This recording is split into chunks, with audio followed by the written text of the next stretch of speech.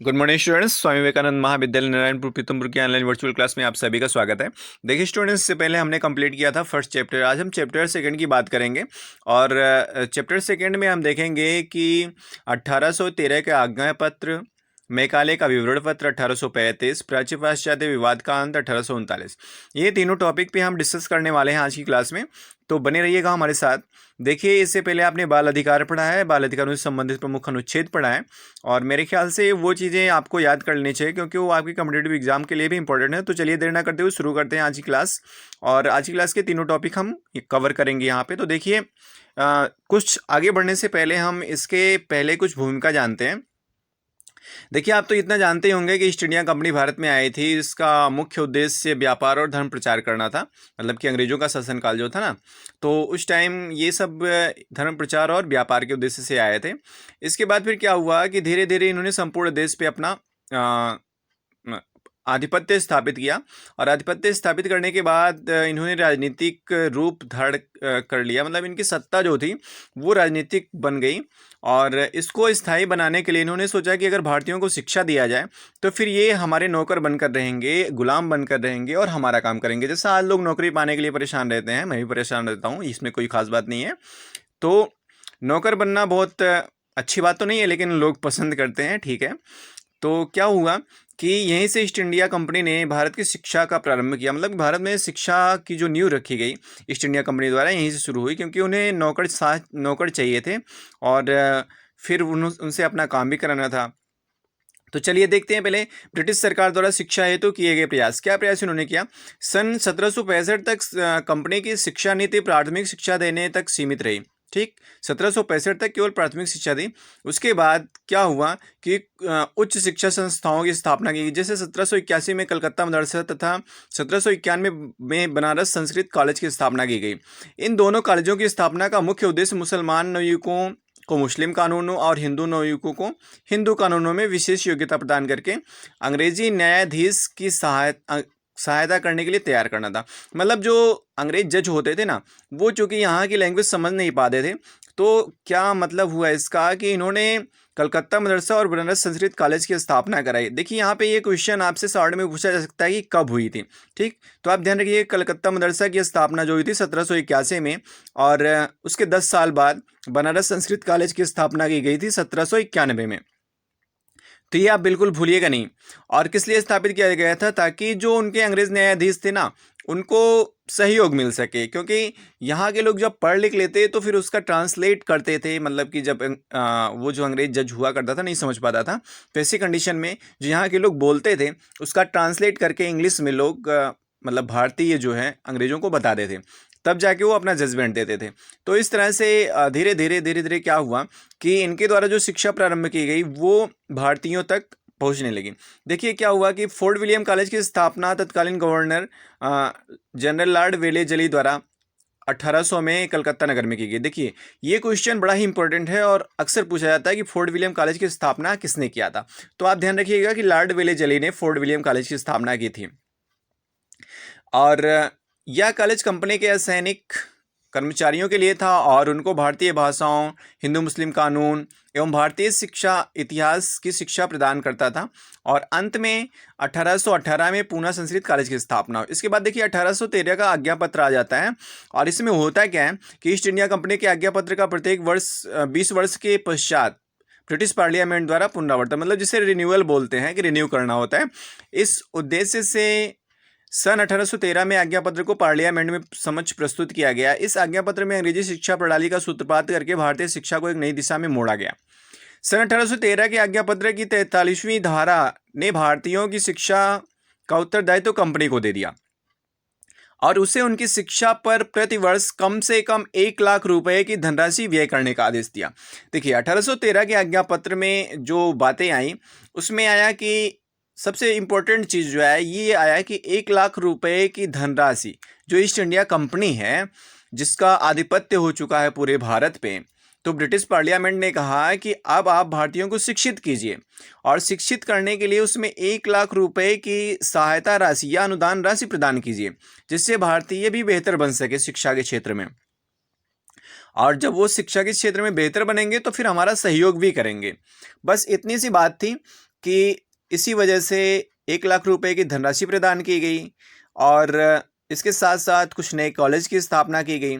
इसके बाद देखिए आ जाते हैं मैकाले का विवरण पत्र पे। मैकाले का विवरण पत्र, देखिए मैकाले का विवरण पत्र क्यों दिया गया, क्योंकि कुछ विवाद हुआ तो फिर मैकाले ने सन 1835 में 10 जून 1834 को लॉर्ड मैकाले ने गवर्नर जनरल की काउंसिल के कानून सदस्य के रूप में भारत में पदार्पण किया। उस समय तक प्राच्य पाश्चात्य विवाद उग्रतम रूप धारण कर चुका था। देखिए प्राच्य पाश्चात्य विवाद क्या है कि प्राच्य मतलब कि जो हमारी प्राचीन शिक्षा प्रणाली थी और पाश्चात्य मतलब जो अंग्रेजों ने शिक्षा प्रणाली हम पर थोपने की कोशिश की, इन दोनों में आपस में विवाद हुआ। उसी को हम प्राच्य पाश्चात्य विवाद के नाम से जानते हैं। मैकाले ने 1813 के आज्ञा पत्र की 48वीं धारा में अंकित 1 लाख रुपए की धनराशि को व्यय करने की विधि तथा दोनों दलों के जो व्यक्तित्व थे उनका सूक्ष्म अध्ययन कर जो वक्तव्य दिए थे दोनों पक्षों ने, प्राच्य वालों ने और पाश्चात्यवादों ने वालों ने जो अपनी विचारधाराएं दी थी, उन दोनों का सूक्ष्म रूप से अध्ययन करके अपने प्रसिद्ध विवरण पत्र के लेखबद्ध करके 2 फरवरी सन 1835 में लॉर्ड बेंटिक के पास भेज दिया। मतलब प्राच्यवादी जो कहते थे और पाश्चात्यवादी जो कहते थे, उन सबको मैकाले ने बेहतर ढंग से पढ़ा, जाना, समझा और फिर उन्होंने क्या किया कि अपना एक निष्कर्ष निकाला और निष्कर्ष निकाल के भेज दिया उसको, जो उनसे बड़े अधिकारी थे। मैकाले ने अपने विवरण पत्र में क्या लिखा, देखिए मैकाले ने अपने विवरण पत्र में सन 1813 के आज्ञा पत्र की 43वीं धारा की निम्नलिखित प्रकार से व्याख्या की। 43वीं धारा मतलब वही जो 1 लाख रुपए की धनराशि। इन्होंने कहा कि 1 लाख रुपए की धनराशि व्यय करने के लिए सरकार को कोई प्रतिबंध नहीं है, वह इस धनराशि को अपनी इच्छा अनुसार किसी भी प्रकार से व्यय कर सकती है। मतलब कि सरकार के ऊपर थोप दिया, कहने का मतलब है ना, उसे प्राच्य पे चाहे तो खर्च कर सकती है और चाहे तो पाश्चात्य पे खर्च कर सकती है। दूसरा, साहित्य शब्द के अंतर्गत केवल अरबी और संस्कृत साहित्य ही नहीं अपितु अंग्रेजी साहित्य को सम्मिलित किया जाता है। तीसरा, भारतीय विद्वान, मुसलमान, मौलवी एवं संस्कृत के पंडित के अलावा अंग्रेजी भाषा और साहित्य का विद्वान भी ही हो सकता है। मतलब कि अंग्रेजी भाषा और साहित्य जिसने पढ़ लिया उसको भी विद्वान की कैटेगरी में रखा जा सकता है, केवल अरबी और संस्कृत पढ़ने वाले ही नहीं, क्योंकि अरबी जो पढ़ते थे वो मुस्लिम भाई पढ़ते थे और संस्कृत जो पढ़ते थे वो हिंदू भाई पढ़ते थे, तो उस टाइम वही था। तो इन्होंने क्या किया कि अंग्रेजी भाषा को भी थोपा।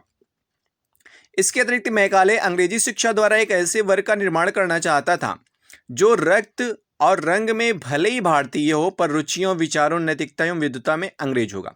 देखिए कभी कभी आपके कंपटीशन के क्वेश्चन में ये पूछा जाता है कि मैं एक ऐसे वर्ग का निर्माण करना चाहता हूं जो रक्त और रंग में भले ही भारतीय हो पर रुचियों, विचारों, नैतिकता एवं विद्वता में अंग्रेज होगा। ये कथन किसका है? तो ये कथन लॉर्ड मैकाले का है, आप बिल्कुल ध्यान रखिएगा। तो मैकाले ने अपने विवरण पत्र में 3 चीजें स्पष्ट की, 1 लाख रुपए की धनराशि और साहित्य की बात, और तीसरी बात जो की उन्होंने कि जो विद्वान की बात, विद्वान शब्द का प्रयोग। इसके बाद मैकाले के सुझाव पर निर्मित शिक्षा नीति के दोष क्या हुआ कि भारतीयों में फूट का बीजारोपण हुआ, मतलब भारतीय आपस में फूट गए। भारतीय साहित्य एवं संस्कृति की अवहेलना की गई, बिल्कुल की गई। भारतीय धर्म की अवहेलना की गई, ये भी हुआ। और विदेशी सभ्यता को भारत पर थोपा गया, मतलब कि जो पाश्चात्य सभ्यता थी उसको भारत पर जबरदस्ती लादा गया। भारत में ऐसा शिक्षित वर्ग तैयार किया गया जो अंग्रेजी शासन को दृढ़ता प्रदान कर सके, मतलब कि एक ऐसा वर्ग तैयार कर गया, इन्होंने एक ऐसा वर्ग तैयार किया कि जो अंग्रेजी शासन को अपने बहुत ही बेहतर ढंग से सहयोग दे सके। मैकाले के सुझाव से भारतीय शिक्षा पर हुए सार्थक प्रभाव क्या हुआ कि भारत के लिए विस्तृत ज्ञान का द्वार खुला, भारत में आधुनिक शिक्षा संरचना का शिलान्यास हुआ और भारत में राजनीतिक जागरूकता उत्पन्न हुई। मतलब कि ज्ञान के चक्षु खुलने के साथ साथ, क्योंकि उसके पहले तो हम लोग वही था ना, गुरुकुल और मदरसे ही थे केवल शिक्षण संस्थाएं, बट इन्होंने क्या किया कि नए नए कॉलेज की स्थापना की, नए नए स्कूल्स बनवाए, अंग्रेजी शिक्षा देने लगे।